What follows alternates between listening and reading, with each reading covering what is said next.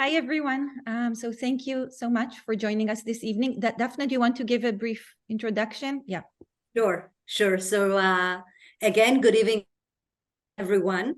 It's a pleasure to have you all here tonight at the second event of We Care, We Talk, a Curators in Conversation, which is an online event series featuring esteemed curators from around the world. This initiative is created by CCA Tel Aviv-Yafo in collaboration with WalkTalk. I'm Daphne Shurvitz. I'm the founder of WalkTalk Cultural Production House. And along with Nicola Trezzi, the director of CCA Tel Aviv-Yafo, we are launching a series of Explore, Meet, Connect events to engage with key players in the international art world. Before I hand over the stage to Tamar Margalit and our esteemed guest, Yasmil Raymond, there are two technical points I would like to share with you. The format of this series is based on a 30 minutes conversation. You are invited to ask question, sending me via the chat, personal chat, via the chat to me personally. And at the end of the 30 minutes, I would be happy to share those questions with Yasmil and Tamar. So enjoy the evening. And Tamar, the stage is now yours. Okay, thank you, Daphne. And hi, everyone. Thank you for joining us this evening. And it's such a pleasure to see all many familiar names and friends of the CCA joining us. So I'm Tamar Margalit. I'm a curator here at CCA Tel Aviv-Yafo. Nicola Trezzi, the CCA Tel Aviv-Yafo director and curator, is here with us tonight too, and many other guests. And I'm so pleased to be in conversation this evening with Yasmil Raymond. And Yasmil basically wears two hats. She is the rector of the Städelschule and the director of Portikus in Frankfurt, but she's also an active curator and will be focusing really more on this second hat and her curatorial practice this evening. So Yasmil, thank you so much for joining us. It's a pleasure to see you here, and in these very difficult and intense times, we hope that these conversations with curators that interest us, speaking about the art that inspires them, can create a space for reflection, for solace, something that we feel is very much needed. So thank you.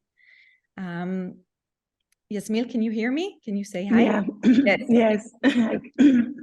So I'll introduce Yasmil briefly and then hand over the floor to her with questions. So bear with me for this introduction. But Yasmil is a curator I truly admire and also like a lot, which is, I think, a rare thing in our line of work. We worked at MoMA together for several years up until 2019 when Yasmil left to Frankfurt. And from the outset, Yasmil stood out to me as being very different from other curators there. In a setting that's very structured and hierarchical and places a lot of importance on protocol. Yasmil was someone who was always refreshing in her interest in the people and the life stories that they bring, be it the museum staff or the artists that she worked with and others. So some biographical information. Yasmil was born and raised in Puerto Rico, and for her undergraduate degree, she studied art at the School of the Art Institute in Chicago, and then got her master's from Bard College in upstate New York in curatorial studies. And she has worked as a curator in several key institutions.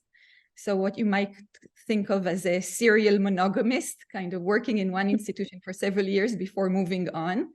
And in that sense, you know, it's interesting, I think, to compare this conversation to the last conversation that Nicola had with Fanny Fetzer from the Kunstmuseum Luzern, who really built her career and morphed her curatorial practice all in one institution. So I'll turn now to some images to accompany us. Just a second. Sorry. Let's see. Bear with me. Sorry. Okay. Here we are. Okay. Great. So we're starting at the Walker Art Center, where Yasmil started as an associate curator, and she worked on staging exhibitions. She worked on, she co-curated a big museum, the first full-scale museum retrospective in the US of Kara Walker, together with Philippe Verne, and several other solo exhibitions by Tino Segal and Thomas Saraceno, who you see here. And I actually want to spend a bit more time and open the first question with this group show that Yasmil co-curated together with Dorian Chung at the Walker Art Center called Brave New Worlds. And it featured 70 artists from, 70 artists from 24 countries. And really kind of breaking down the notion of political art. And thinking of artists' practices in a new way. And I think already in this early moment, there are two interests here that Yasmil framed. One is a truly kind of international approach and a world view that is very unique, and really rethinking the binary of the center versus periphery. And the second is really opening up the idea of what art can be, to really have us think of different practices and approaches that really kind of rethink what art looks like, how it behaves, and opening up the idea of activities and certain principles as an art-making practice. So Yasmil, I wonder if you agree with this characterization, these 2 points of interest, and if you can share with us how you define maybe the art that you gravitate towards. First, shalom, everybody. I have to say, didn't expect to get so emotional, seeing many friends. So please forgive me if I'm a little distracted. It was just so beautiful to see your faces and to know that you're there and that you showed up tonight to listen to this conversation between Tamar and me. Thank you, Tamar, for inviting me. Thank you, Nicola. Thank you, the CCA team. There are many of you in the Zoom, and I just want to say a hello. Michal Heilman, Michal Helfman, Nahum, Mrs. Ukelis, we never met, but I'm a big fan. Rotem, Sharon, Nida, Perek. Wow, I'm so touched that you came tonight, and I wish I was there with you, and that we could hug each other first, and then I can answer Tamar's questions. Okay, so going back in this memory lane, it was nice to see these pictures of the Walker, which I share with one of the people who are in this Zoom, Noah Segal. We both work there. And I always have very good memories of those years in Minneapolis, which is in the middle of nowhere in the United States, in the middle of the country. And just to give a little context into that exploration of the periphery and the global, the Walker had this idea that being in that location, geographical location, sort of very far away from large cities like Chicago or Los Angeles or New York, that the curators had like an obligation to bring the art that is happening around the world there. And that was really something that the mission of the institution championed. So it was my first curatorial job, and the agenda of the director was to try to send the curators out to investigate what was going on in different places. So Brave New Worlds is the conclusion of a couple of years of travel of like just short research travels into different cities that I did with Dorian Chong. And, you know, it's always superficial to make an exhibition, a group exhibition, because you have limited amount of space and you cannot really include a comprehensive presentation of the art scenes that are happening in different places. But this exhibition was 27 artists, and they were coming from different geographies. But I would say that what united them, and there were different generations as well, it was not all only young artists. We had really established artists like Lia Perjovski and Dan Perjovski from Bucharest. They were already, very mature artists, well-known. And then some emerging positions like at that time, Haegyu Yang from Korea and Mirsha Kantor from Romania. There were different generations and different geographies. So yeah, go ahead. Yes. The opportunity of these group exhibitions were really to bring the artists to Minneapolis and to try to begin a relationship. The museum had this agenda that every time an artist will come in, it was not to be one time only. So this is also another aspect of the Walker that was interesting, and I hope they still practicing it. Is that at that time they understood that if you are going to invite an artist to be part of a group show, you should have also a second motivation, either to collect their work for the collection or to also bring them back for another show, a show that is a solo show. So for example, in this show, we acquire a lot of the works that were presented, but also we began a relationship with Tomás Araceno. That's how the Tomás Araceno exhibition happened later. We had, for example, Ito Barrada was an artist that at that time was shown for the first time at the Walker, and then she had other exhibitions, other presentations there. And this created a dynamic. And when a museum takes that kind of commitment of saying it will be a long-term friendship with an artist, and it's not just like checking a box, right? So this is the method that the Walker had been using previously, and this exhibition was another example of that. I don't know if I answered your question, Tamar, because I'm a little distracted, wanting to see everybody here. Absolutely. So I'll correct just that it was 70 artworks, 27 countries, 27 artists from 20 countries. But really kind of an international scope and opening up new regions and places that people really haven't encountered before.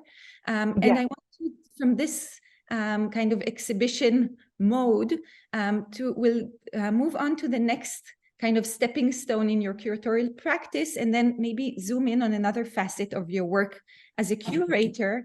So this was at the Dia Art Foundation, where you started as a curator. And here I'd like to speak about the practice of special commissions, which is also something we do here at CCA on a small scale. But of course, Dia Art Foundation really has brought this to a kind of new level in terms of the commissions that they do for their spaces, but also really pairing the sort of artists and projects with sites, very remote sometimes. So I'd like to focus on one very special project that you curated of Thomas Hirschhorn, the Gramsci Monument. And if you can tell us about this, and this really encapsulates, I think, what I referred to earlier as your really kind of radical, I would say, practice of opening up what we think of as an artwork, an artistic practice. So this is something that was completely new at the time. And Yasmil, will you tell us about the Gramsci Monument, how it came about and where it was shown? So it kind of tied nicely to the Walker, because it was at the Walker that I first met Thomas. And it was an exhibition where he presented Caveman Man. Is a work that is in a collection in Greece, but we borrowed to show in Minneapolis. And then I had a second exhibition with him at the Walker as well, of a collection show called Abstract Resistance. And so when I went to DIA, I had already developed a relationship with Thomas, and maybe at that time it was 4 years of working relationship. And I had been to his studio, and I knew that he had, among his archive, he has one section called Unfinished Projects or Unrealized Projects. Every artist has that. It's like always a special binder of things that were meant to happen and then got canceled. An exhibition that you had conceived, you all probably know what I'm talking about. And Thomas had a folder that was called Gramsci Monument. And he had explained to me that early on he wanted to do this artwork, this large outdoor work in New York, but that things fell apart. It was supposed to be with the Public Art Fund. And so I said, well, look, now at DIA, there is this aspect of the production of exhibitions there. That not necessarily exhibitions have to be at DIA Beacon or any other sites that DIA has, but it could also be a site specific, like, you know, Walter de Maria's Earth Room or Walter de Maria's Lightning Field. So we could think of something for DIA. And he obviously liked this invitation, and had been many, many years, I don't know, 15 years or something, since he thought of the Gramsci Monument and then the final realization. So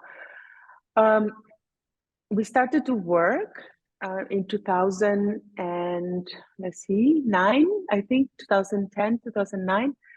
He started to do the research, which for him takes a lot of visiting different sites. He went to 40 different public housings in New York to look for, first to look for a partner, to look for a person who will say to him, come and do it here. And that took about 2 years. It was a long process. It was like going dating, kind of like really looking for love, because he didn't want me to go with him. So that was the deal. The deal was that he needed to go alone and meet people in the different New York City Housing Authority buildings. These are welfare buildings, housing with low income citizens, and they in different neighborhoods. So he went to the Bronx, to Queens, to Staten Island.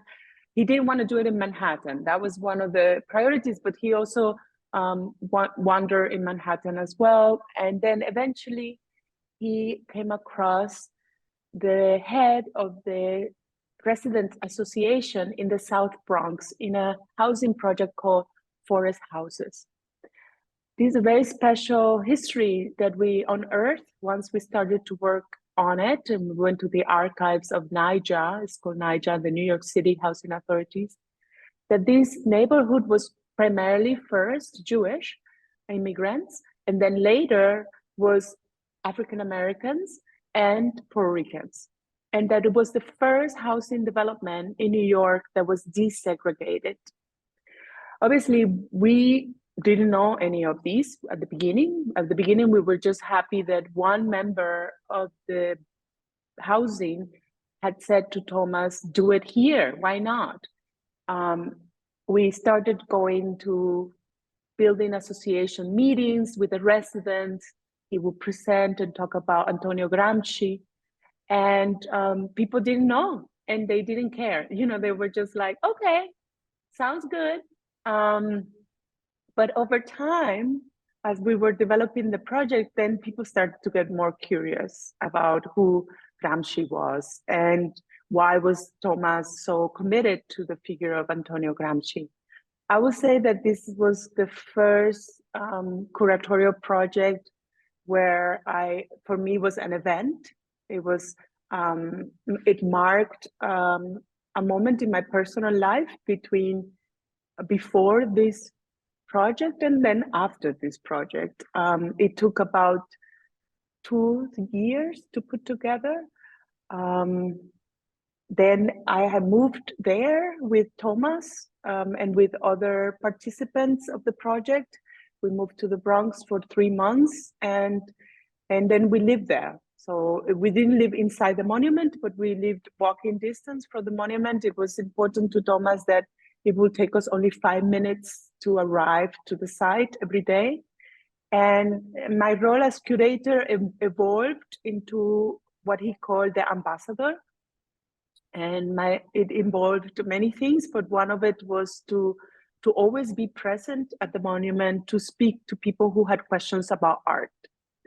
And not necessarily, I mean, I eventually also spoke about Antonio Gramsci and the Italian Communist Party, but okay.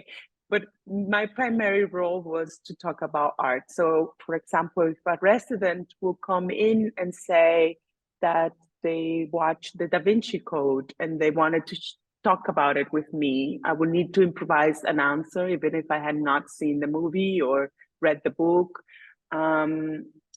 So it was about answering different things that had to do with art. So usually also it meant that if people from the art world or people from, coming from Brooklyn or Manhattan, who were artists or who were involved in culture somehow, Thomas would not want to talk to them, so he would send them to me. So I had also that function of like the filter to keep certain people away from him. And they had to do a lot about allowing the project to have its own pace, which had to do with the neighborhood, with the people who live there. It was for them and with them.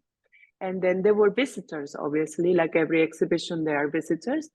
But he didn't want to make it about that, only about the visitors. So that was the way that he could circumvent that aspect of showing art publicly. But it was an intense project. It's a sculpture that was ephemeral, and it consisted on 7 pavilions. One of them had the library of a scholar of Antonio Gramsci from CUNY, and he and his wife had amassed around 500 books on Gramsci and the Italian Communist Party and Mussolini and fascism. And we borrowed that library to bring to the Bronx to make available. Then from Sardinia, from the house of Gramsci, which is now a museum, we borrowed 5 objects that belonged to him, that he had imprisoned with him. And those were in vitrines. This is what you see on the right-hand side. These little vitrines had like the slippers. Communal spaces, right, for conversations, lectures, and then these archives. The archive was, important because that was like the relics that we had, that was the most expensive thing in the monument, or one could say more valuable. His tooth, we had his tooth medicine. He had problem with gingivitis when he was in prison. We had his wallet, the spoons that he used in prison, his slippers, and a comb.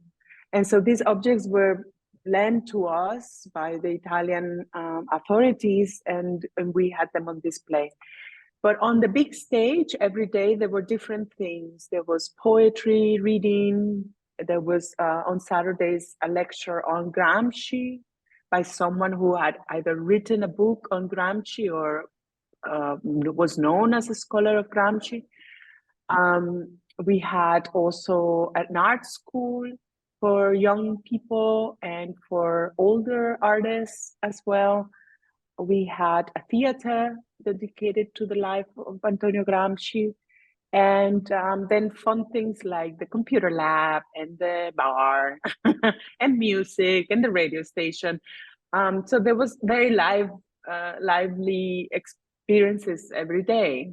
Yeah, I think in the context, right, of just thinking that it's housed under Dia Art Foundation, that's so known for its connection to art from the 60s and 70s, minimalism, post-minimalism, and kind of these, you know, sculptures and heavy objects and installations, also land art, but really opening up the idea of land art or going outside to these communities and for social interaction that really, that becomes art, and that kind of you know, is the content, is the artistic content, is yeah, a radical proposition. I think it will tie us, it will tie back to when we speak about the current exhibition, which we'll get to, of Rirkrit. But maybe just in the interest of time, this is, you know, fascinating. We'll move just to the next. We're trying to condense so much here, but I would just say that it's the utopian dimension that perhaps what ties them in common. I mean, if you think of the spiral jetty or the Earth Room, there's at that time there was a utopian dimension about these earthworks, and the Gramsci Monument had shifted. Instead of the land, are the humans, and yeah, each of us. So it takes a different, utopian dimension, I guess. Yeah, the idea of utopia, yeah. And then after the Art Foundation, and you did a lot of exhibitions, and Carl Andre and the Special Commission of Alora and Casadia, and amazing things there. You come to MoMA, and here again, your practice is so wide-ranging and encompasses so much. But if, you know, just for our conversation, I wanted to hone in on an aspect of the practice that often, of a museum curator, that maybe often gets sort of pushed aside or not noticed enough, which is the role of acquisitions. And here we see you with speaking with the Onkawara work when you did the Art Speaks conversation that was open to the public. But you were also you played a pivotal role in the museum, and I can attest to this. I was there behind the scenes, really in bringing into the museum collections many works that were first time in the collection, first time examples of certain artists. And really expanding the scope of what the canon is in a place like MoMA that's so committed to the canon and that's so synonymous with the canon of art history. This really played an important role. So I want to just give two examples, and we spoke about briefly these two examples that I'd like to share with you and that Yasmil can maybe talk about, hopefully. And one of them, oh, maybe we'll go back just a second, sorry. You see me? No, yeah, I can, while you get it sorted, I can say please. That it was amazing. Remember when we acquired Chaim Steinbach? I mean, to say to all of you that Chaim had no work at the Museum of Modern Art until like 4 years ago, whatever that was, Tamar. You came. It's shameful. And so like that, we did many acquisitions, and Tamar and I sat in a little room with other curators, everybody trying to bring in the work that they felt was urgent. And it's not so easy to do, but I feel very happy that we managed a lot in those 4 or 5 years, I think it was in total, and prioritize the real people while they were still with us. I think one of the things we learned at that time was that, yeah, I mean, how late can you acquire someone's work? And oftentimes at MoMA, is when the artist has left us and died, and it's such a pity. And for sure, I mean, I can say that about Haim. I mean, he's in great health, knock on wood. He will be with us for a long time, but he's now in his 80s, and it was incredible to that we just acquired that work for the collection. And Hervé Telemaque is another example who was already past his 80s. He's a Haitian artist who passed away recently, and I think 2 years ago died, and a very old age, but still in the 60s he had come from Port-au-Prince to New York and was making incredible work at parallel to Rauschenberg, or at the same time as Warhol and others, and was not acknowledged at that time, and then went to develop a long practice and career in Paris. And this image you see here is a reproduction of a 2-panel combine that he made in 62, 64, responding to the invasion of Cuba, right, to the Battle of the Bay of Pigs. And there you have the title is The Ugly American. And this painting, for us to find this kind of acquisitions, even when with this acquisition, or let's say Haim, it had to be done strategically. These works are not in the market, so these are not work that are behind in a storage in a gallery. You have to really work hard to find them, and this one in particular was in a private collection in Paris. So working to basically, yes, extract a work that you feel belongs in a museum and not in someone's home. So it's a little bit of a... So this is an example of kind of a more really filling in gaps that were in the collection that you identified, and doing all the detective work, as you say, to find these works. And then you also were pivotal in acquiring works by younger artists, also who were working in different parts of the world. So here, okay, it skipped 2 slides. Okay, it's okay. That's okay. But I can mention them orally, like Iman Isa or Rika Müller. Exactly. Yeah, we did great acquisitions that, and I'm very happy about it. And what makes me even happier is when I return to New York and you go through the collection and you see that those works are on view. I mean, they have thousands of works, and the last 2 times I've been to MoMA, Ulrike Müller's, for example, her enamel panels, which are modest. They are like the size of an 8x11, and they are always on view now. And I'm just like, that's so good. So great. Yeah, that makes my heart pitter-patter. That's great. And now with this in mind, we come to the exhibition that has been in the works for so long for you, Yasmil. I remember you spoke about wanting to do, to stage a retrospective or a big kind of museum exhibition of Rirkrit Tiravanija. I think so. You have to pronounce the last name. Yeah, that's right. Rirkrit Tiravanija. Work for, I think since I started at MoMA, and finally opened last month at MoMA PS1, and you co-curated this really large-scale exhibition with Ruba Katrib from MoMA PS1. And maybe we'll start just by showing you a video preview of the exhibition, and then we'll discuss. I'm Rirkrit Tiravanija. Rirkrit Tiravanija.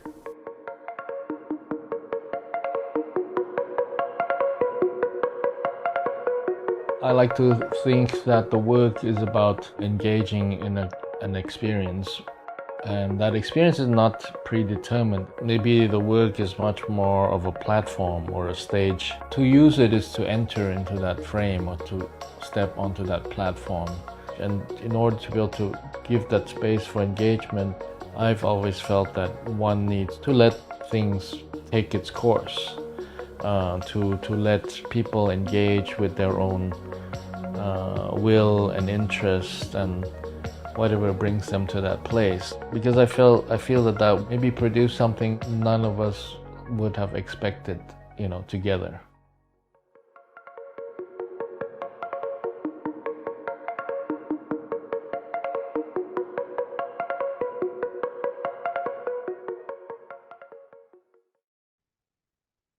Yeah, Rirkrit. Okay. For the artists in the Zoom, yeah, this is one of those, again, another story of many years waiting. Rirkrit is a Buddhist, and he's very patient, and we failed 2 times before the show finally happened, meaning that we were rejected multiple times, told not that the show could not happen. And then things sort of happened really quickly. PS1 had an opening on the calendar.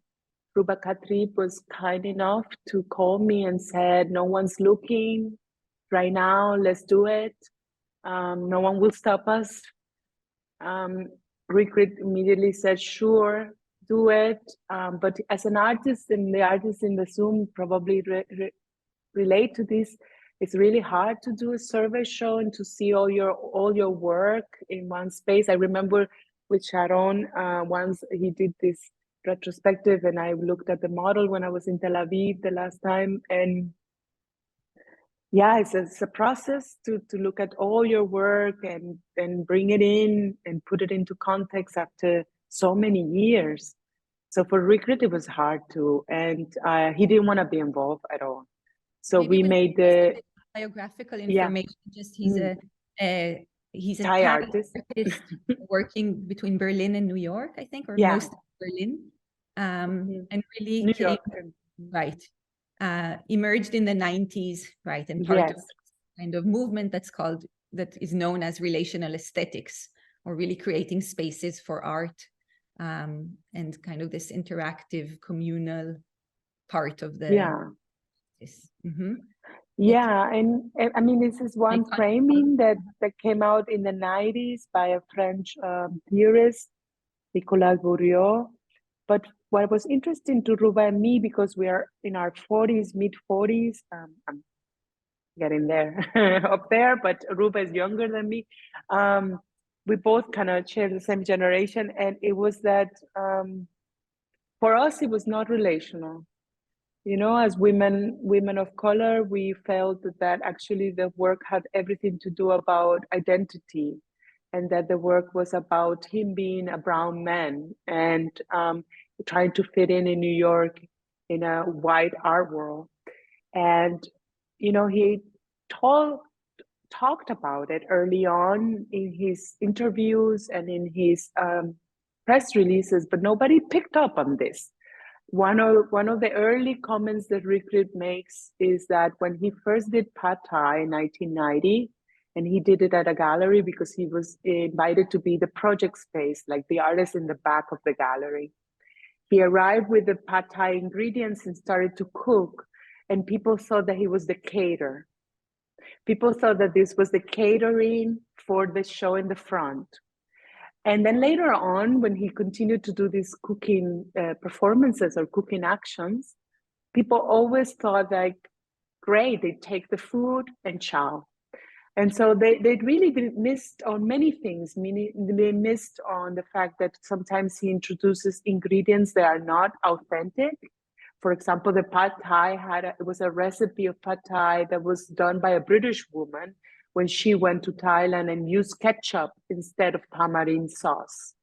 When he did the curry piece, it was about having 2 pots, one with Asian ingredients and the other with American ingredients.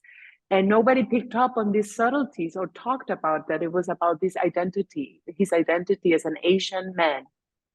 And this was very interesting to Ruba and me, and also the politics in the work, like always picking up on questions of immigration, questions of being an outsider, questions of being uncomfortable in a land that he doesn't belong, and speaking in a language that is not his language. So all of that had to be revisited and sort of dismantled from this association that he was immediately put in our historical terms with people like Liam Gillick or people like Domenico Gonzalez Forrester and Philippa Reno, which are friends of his. And it's not like these people don't have things in common, but he was the only person of color in that group at that time. And no one wrote about this. It was almost like he was invisible and his identity was invisible. And so we wanted to bring back many, in the show you will see in the pictures, we tried to bring back some of these aspects. And there's obviously the side of us that we're also art curators, right? So we want to also show a lot of art. And Rirkrit had sort of hidden this aspect of his practice as well. He allowed people to just write about him as the performance artist, and then none of this stuff that he has made for, that I learned about when I visited his studios and when I went to the archive that he has here in Berlin. I learned that he had produced over 1,000 works. And then I said, but where is all that stuff? And so started to understand that for every performance, there was material evidence and also leftovers, dirty dishes, sometimes dirty dishes cast in ceramics, like in the case of this piece from a replica of Gavin Brown's show that he did with Warhol works, or all of these leftovers from different actions, such as the Pad Thai original, or the beer bottles and the walks and watercolors and drawings that he made after each of those pieces, or later on casting them again in ceramics, like an endless column in honor of evoking Brancusi, or his pieces with newspaper that are sometimes based on Gostin paintings or text-based slogans. So we tried, this is just a small selection of the 8 rooms because we have to go fast tonight, but... Maybe you can explain just quickly the title, A Lot of People. Yeah, the title.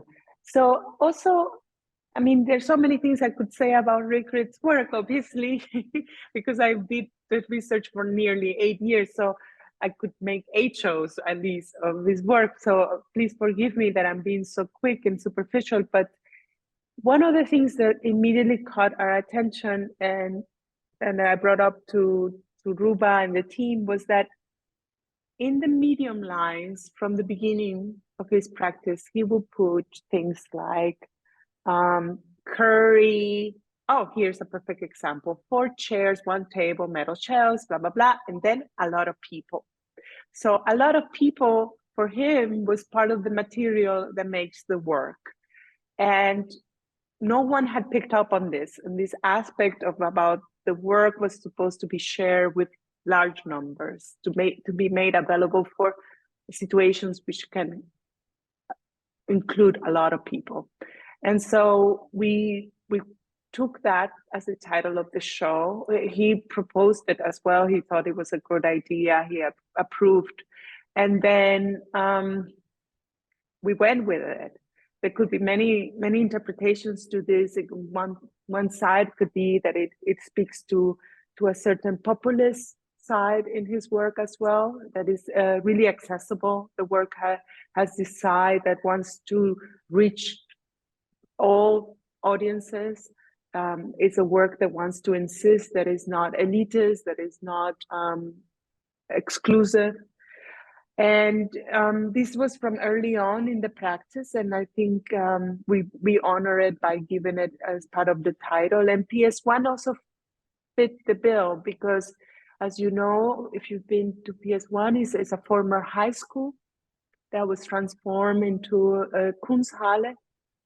And we found that Rirkrit's work had perfectly. He was invited in 1993 already at PS1 for a show there, a group show. So it was a reunion. It was 30 years later that his exhibition happened. And And this is the last slide that we chose for tonight, and it's a very unknown piece because it's the first time that it's exhibited in the United States. It was made for Germany, and since I am here, I've been here now for years.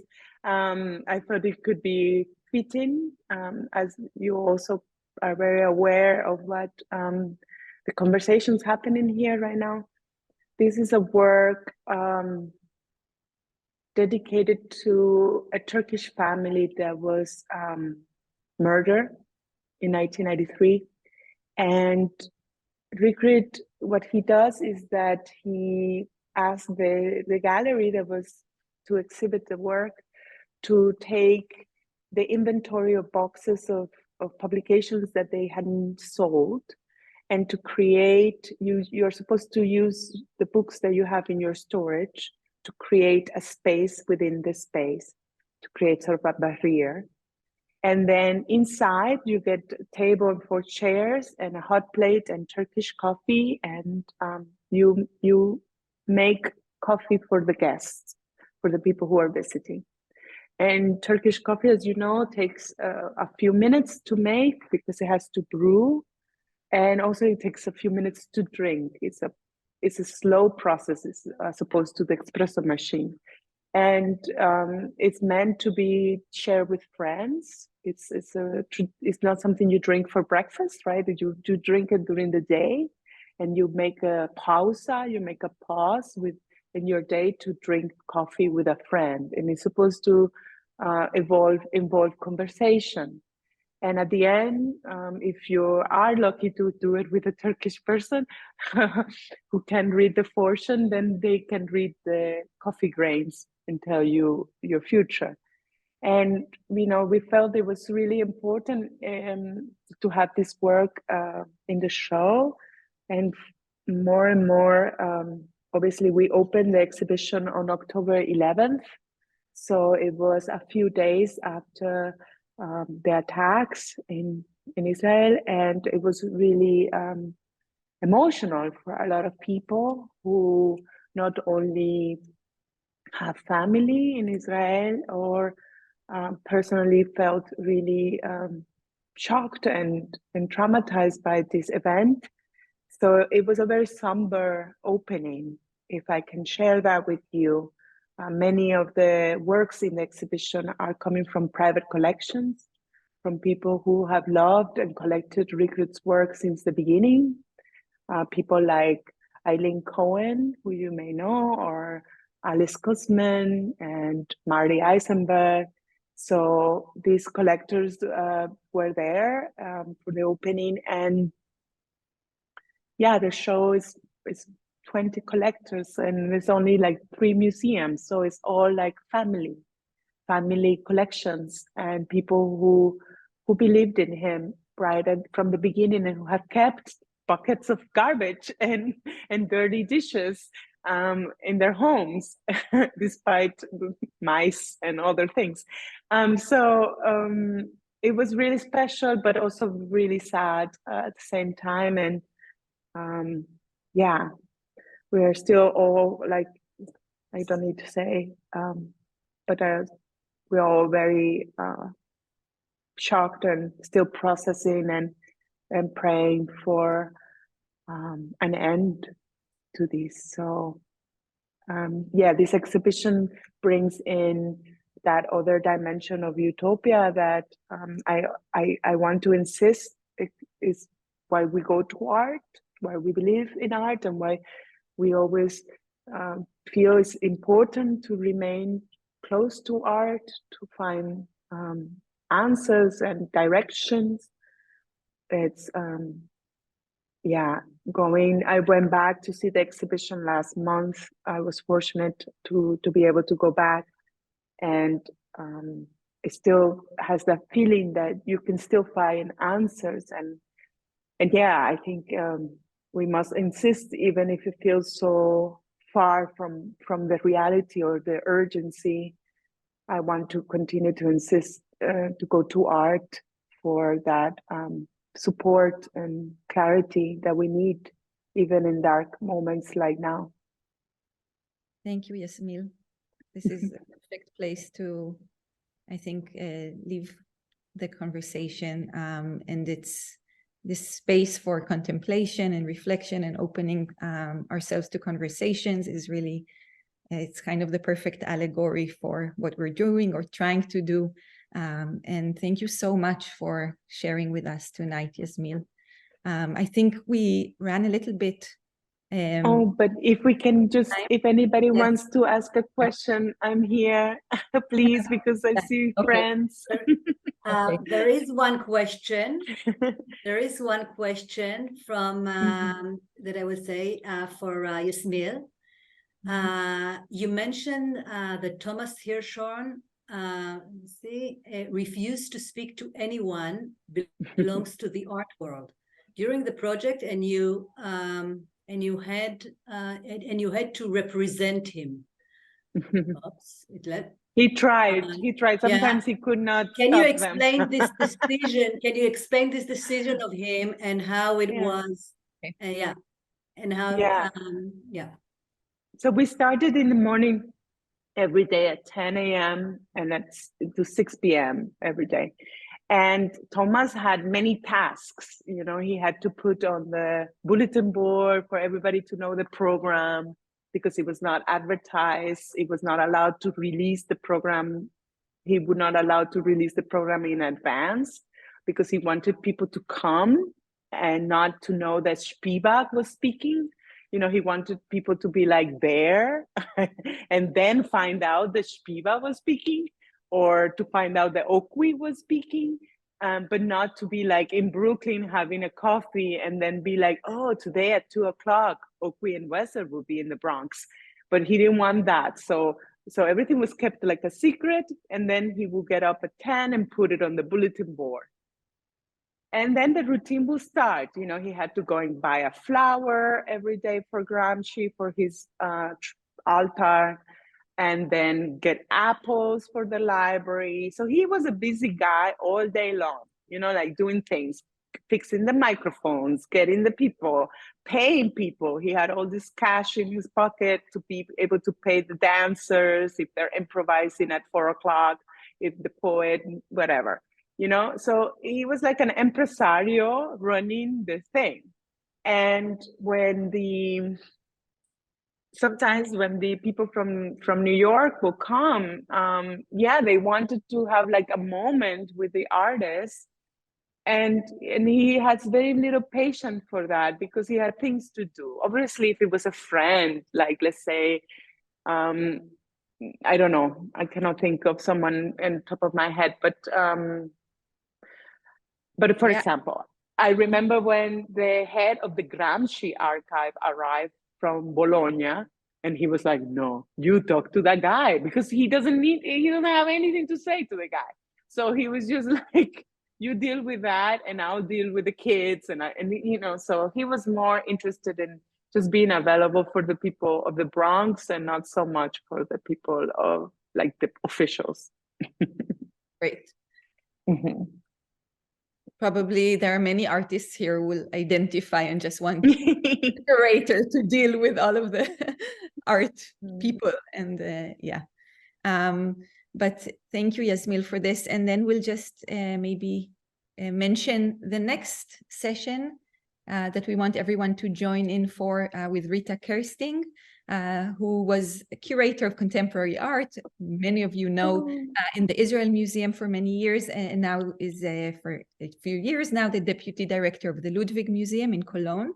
And she'll be in conversation with Nicola Trezzi. So that's coming up December 18. Be sure to join, please, for that. Rita is great. We love Rita. Yasmil, thank you so much once again. And thank you, everyone. Thank you.